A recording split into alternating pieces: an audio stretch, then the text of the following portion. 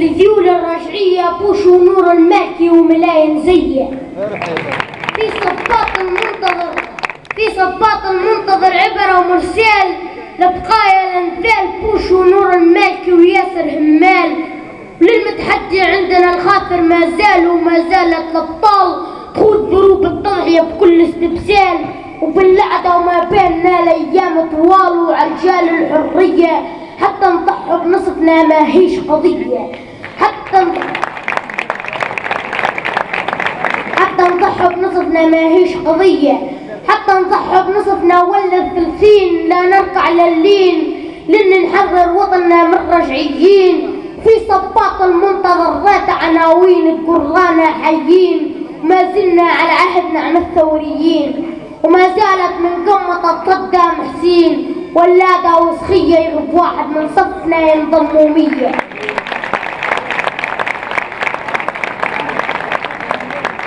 واحد من صفنا يشعل بركان وجوه الخيان. وما زلنا على عهد السيادة شجعان حتى من صباباتنا وسط الميدان ما قبلت تنهان ورفضت تلمس خلق دابوش الرهدان. ويكفي للها ينحني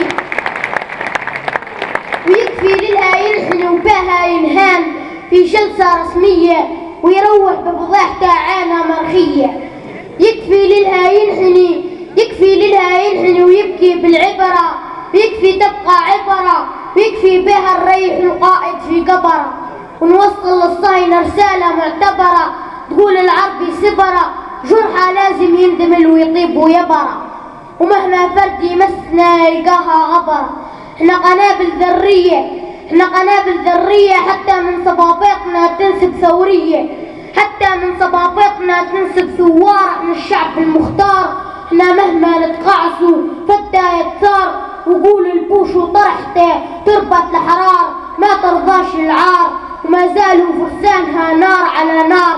في صباط المنتظر عبرة وانذار للبادي بالزية وبوش ونور المالكي والصهيونية تصفيقة على المنتظر.